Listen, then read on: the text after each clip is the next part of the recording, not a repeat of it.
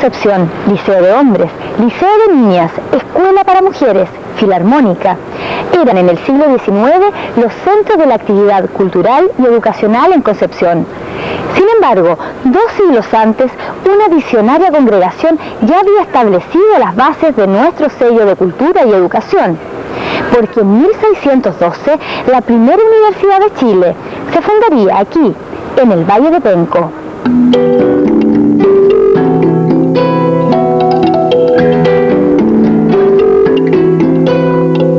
Los jesuitas llegaron a Penco, donde trabajaron por la docencia. Preocupados porque la educación superior obligaba a los jóvenes a salir al extranjero, apoyan la creación de la Real y Pontificia Universidad Pencopolitana. Una real cédula del rey Felipe V y un pontificio del Papa Gregorio XV autorizaron su fundación. Lamentablemente, el terremoto de 1751 acabaría con su existencia.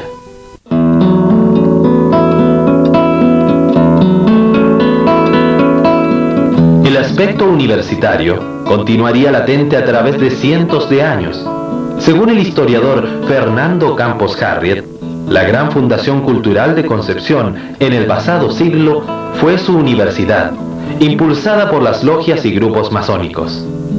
Enrique Molina, rector del Liceo de Concepción y prestigioso educador y filósofo de relieve, y el doctor Virginio Gómez, notable médico penquista, son los precursores que junto a un selecto grupo de intelectuales visionarios dieron principio al ideal largamente acariciado de tener una universidad en Concepción. Ayudaron económicamente los municipios regionales y las damas penquistas y las colonias española e italiana, organizando fiestas para reunir fondos. Finalmente, en 1919, la universidad abre sus puertas.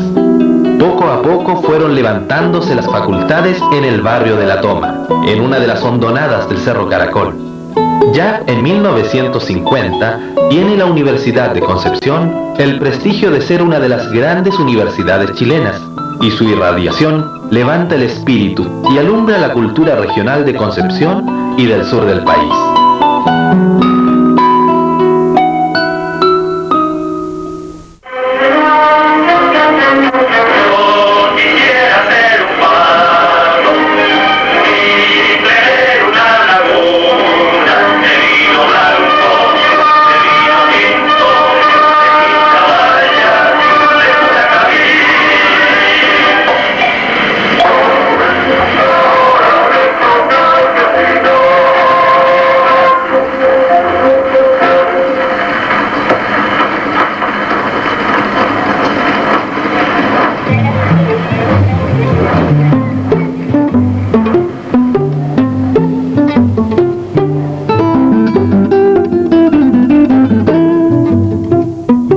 El periodismo fue desde antiguo una vocación preferida por los intelectuales penquistas.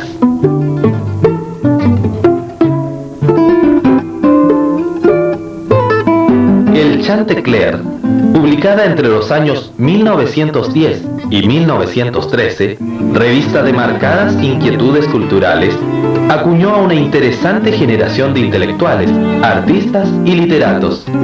Era el anticipo de la trayectoria que recorrería Concepción en su camino a ser capital cultural de Chile. Jóvenes poetas y escritores penquistas asomaron en la llamada Generación del 13. Más tarde, en la década del 60, Concepción estaba sumergida en su bohemia intelectual. No había espectáculo interesante o número artístico famoso que viniera a Chile que no incluyera a Concepción en sus presentaciones. Fue una bohemia de cuello y corbata que se vivió en la ciudad, conversada y bien servida. Universitarios, profesores, profesionales, empresarios, periodistas y artistas. Éramos quien más, quien menos, unos tremendos arquitectos del futuro de la humanidad. Escritores, artistas e intelectuales venían muy seguido a ofrecer conferencias a la universidad, invitados por Extensión Cultural. Grandes animadores de la noche bohemia penquista fueron igualmente los actores del nunca suficientemente llorado TUC, Teatro Universitario de Concepción, integrado por jóvenes conversadores empedernidos. Los personajes de esa época ya no circulan. El toque de queda y los años nos traen a la realidad actual. Por lo demás, la picota se encargó de hacer desaparecer los antiguos lugares que se frecuentaba. Así, a Concepción se le acabó la noche. Había gran actividad social y política. El TUC está inmerso en ese devenir de las cosas. Estábamos muy cerca de la gente, con los estudiantes, con los obreros, con los mineros, con los pescadores.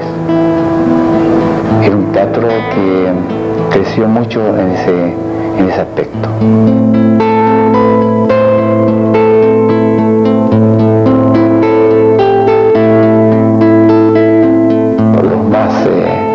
Los más noctámbulos a veces nos íbamos al castillo.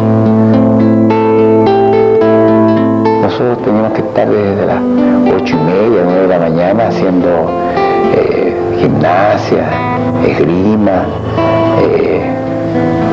acrobacia, ¿cierto? Nos metían cursos que en ese momento había cierta resistencia para algunos de aprender música, aprender a frasear, a cantar, y esa clase era en la mañana. Entonces la vida noctámbula se resintió bastante con estas exigencias. Pero bueno, así crecimos también.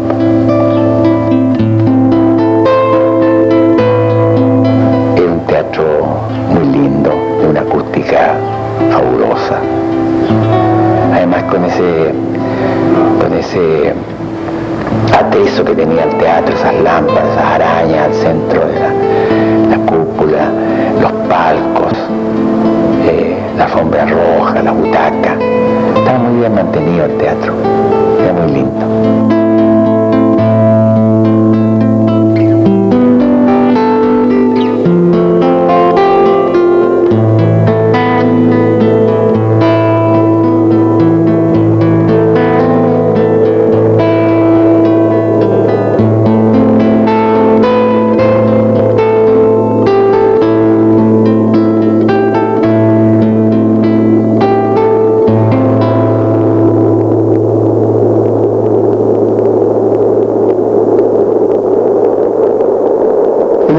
Teatro Concepción, que se ubicaba en la esquina de Barrosanana con Orompello, se desarrollaron las artes musicales y escénicas de una manera extraordinaria, de una manera importante, tanto así que imprimió carácter de ciudad cultural a Concepción. Por ello, la destrucción del teatro produjo una sensación de nostalgia. Hay una necesidad insatisfecha que permite que hoy día nuevamente estemos empeñados en construir un nuevo teatro tan importante como el antiguo desaparecido.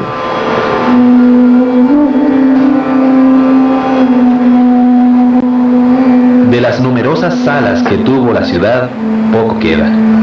Como el Cine Astor, que logró subsistir hasta 1978, para luego ser utilizado como centro de eventos.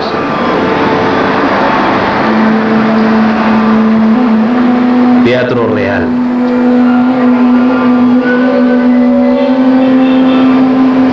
Ducal. Y Rex son algunas de las salas de cine que en su gastada arquitectura sobreviven al olvido.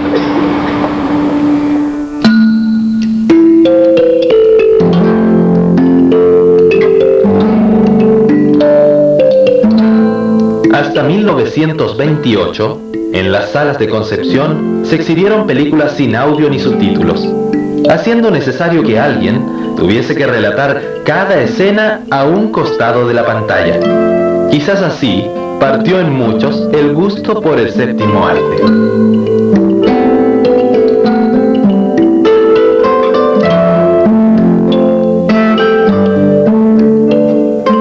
La dulce intimidad de estar a media luz butaca con butaca hizo que muchos encontraran el amor bajo la proyección de alguna película. El cine ayudó a iniciar románticas historias en la época en que las citas solo tenían horario de matiné.